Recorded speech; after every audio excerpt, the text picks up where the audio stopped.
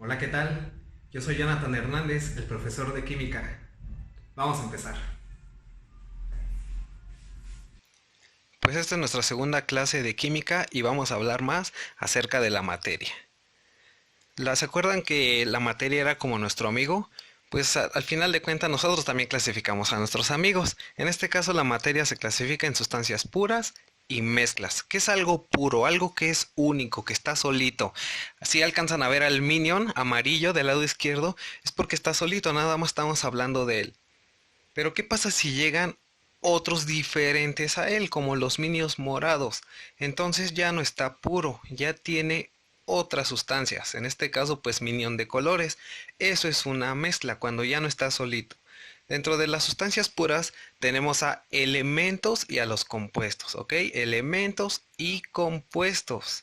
Y dentro de las mezclas conocemos a dos, a las mezclas homogéneas y a las mezclas heterogéneas. Vamos a ver primeramente las sustancias puras. Dijimos que son elementos y compuestos. Los elementos vamos a hablar o referirnos a átomos y a los compuestos como moléculas. Si me preguntan, oye, pero ¿quién es más pequeño? Claro que los átomos. Los átomos son más pequeños que las moléculas. Las moléculas son agrupaciones de átomos. Ahora, ¿cómo diferenciamos a estos dos? Dice que una sustancia pura como elemento está formada de un mismo tipo de átomos, o sea, como los minion amarillos. Mientras sean amarillos no hay problema. Pero los compuestos dice que por más de un tipo de átomos, entonces cuando entran los minion morados ya son diferentes, por lo tanto eso ya se llama compuesto. Un elemento no se descompone en sustancias más simples. Si está conformado, vamos a ver más adelante, de electrones, protones y neutrones, pero entre ellos juntan al átomo y si lo separamos, pues ya se le quita la identidad. Pero una molécula, dijimos que si lo formamos por más de un átomo, pues lo podemos separar después en esos átomos solitos.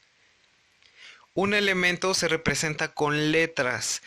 Vamos a empezar con una mayúscula. Por lo regular, la mayoría de los elementos tienen a lo mejor una letra, como el carbono, que es la C y siempre es mayúscula. Pero ¿qué pasa si tiene dos? La segunda debe de ser minúscula para saber que estoy hablando de un solo elemento. Ejemplo así rápido. Si ustedes tienen la letra C y la letra O, mayúsculas las dos, estamos hablando de dos elementos diferentes, el carbono y el oxígeno. Pero ¿qué pasa si la primera es mayúscula, la C y la O es minúscula? Es CO. Estamos hablando del cobalto. ¿Cómo sé que nada más es un elemento? Porque lo que tiene minúscula, estoy hablando del mismo elemento.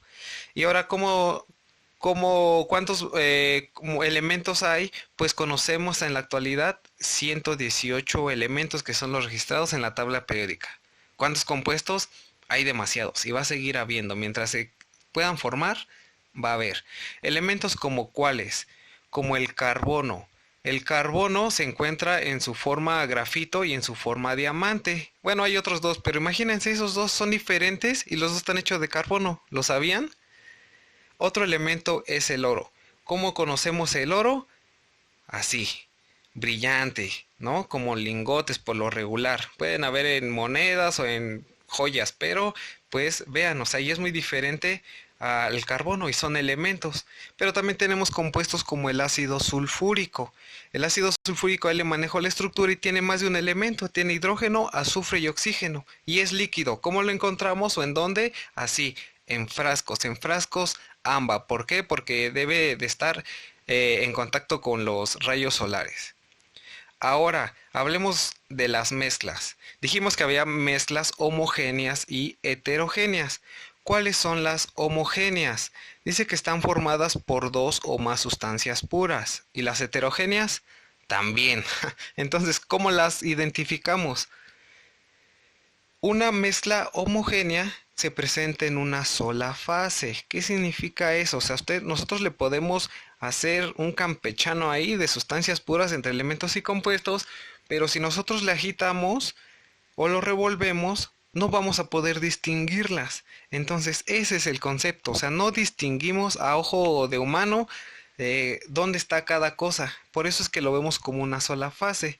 Y las heterogéneas dice que se presentan en dos o más fases. O sea, que simplemente a nuestro buen ojo podemos decir, mira, aquí está uno y aquí está el otro y aquí está el tercero o cuarto dependiendo, ¿ok? Pero quítense la idea de que se diga, es que uno sí se ve y el otro no se ve. No, los dos se ven, claro que los dos vemos. Mejor apréndanse lo que uno se presenta en una fase y la otra en más de una fase. Ejemplos de las mezclas homogéneas son las disoluciones. Las disoluciones dicen que tienen partículas muy pequeñas en el dibujo del medio, ahí se ve del lado izquierdo. Ejemplos tenemos el permanganato en agua, que si nosotros la agitamos se empieza a hacer una disolución. No reaccionan, esto no reacciona, simplemente se está mezclando y es un cambio físico, recordemos. Ejemplo también de la cerveza. ¿A poco podemos ver todo lo que constituye la cerveza en esa imagen? Pues no, o sea, se ve de un solo color, ¿verdad? Entonces, eso es una disolución, pero no todo es líquido. También tenemos mezclas homogéneas sólidas, como el acero. El acero se compone de hierro y de carbono. ¿Y a poco lo podemos ver? Pues no, ¿vale? Y es algo, una mezcla muy resistente, homogéneas. Entonces, esto es de homogéneo.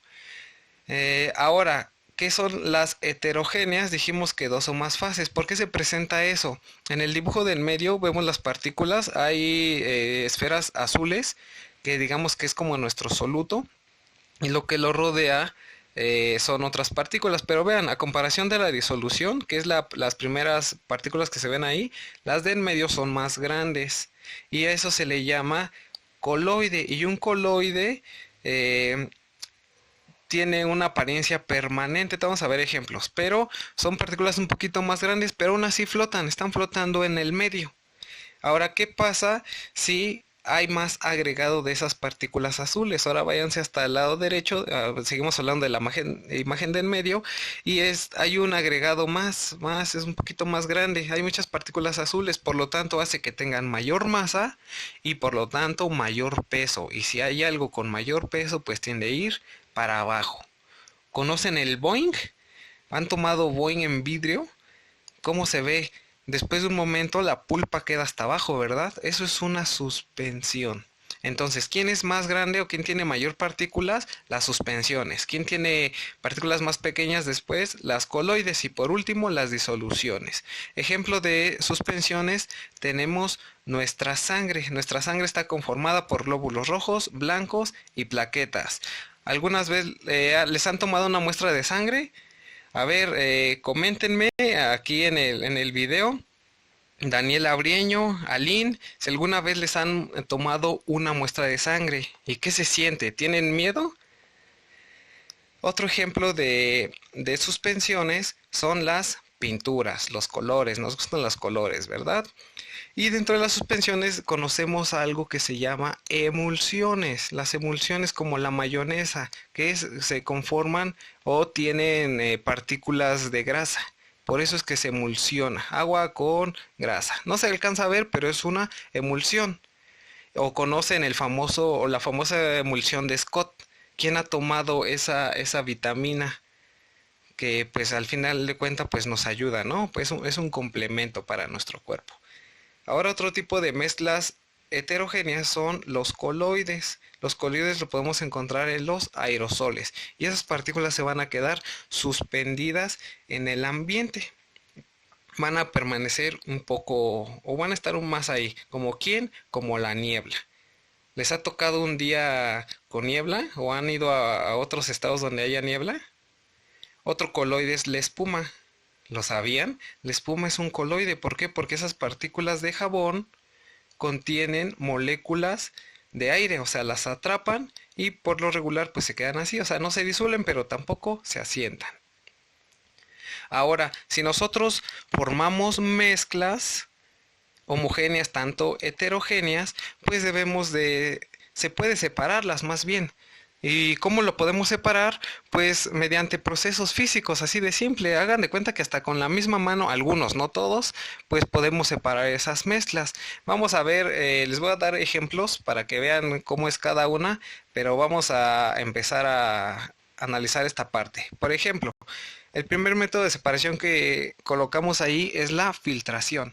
Dice que su propiedad es tener una baja solubilidad y un tamaño de partícula. Si es baja solubilidad, significa que es una mezcla heterogénea. ¿Y qué tiene que ver la partícula? Significa que entonces yo estoy hablando de partículas diferentes. En este caso, una filtración es para un líquido y un sólido cuando se mezclan. ¿Los han mandado alguna vez por una cubeta de agua? ¿Y qué pasa si se les llega a ensuciar de polvo, tierra o se les cayó algo ahí, una piedra? Entonces, nosotros podemos separar esa mezcla de agua con tierra, como con una filtración. ¿Cómo lo pueden hacer ustedes? Pues con una simple jerga, una jerga limpia, claro, porque imagínense, la filtran con una jerga sucia y la van a contaminar más. Entonces, una jerga limpia pueden separarlo así de simple. Otro ejemplo es la destilación. Si ustedes quisieran destilar el ejemplo de la cerveza, que dijeran, bueno, a ver, quiero ver qué líquidos tiene, ustedes lo pueden hacer con una simple destilación. Entonces, les acabo de dar la propiedad que es para líquidos. Pueden ser 2, 3, 4 los líquidos que ustedes quieran, pero ¿cuál es la propiedad que deben tener esos líquidos? Que su diferencia de puntos de ebullición debe ser diferentes, no deben de ebullir a la misma temperatura, porque si no, no los vamos a separar, pues todos se nos echarían a volar. Entonces deben ser diferentes. Y ahí les muestro la tabla de otros ejemplos de métodos de separación. Vamos a ir viendo imágenes de lo que le corresponde a cada uno, en ese orden.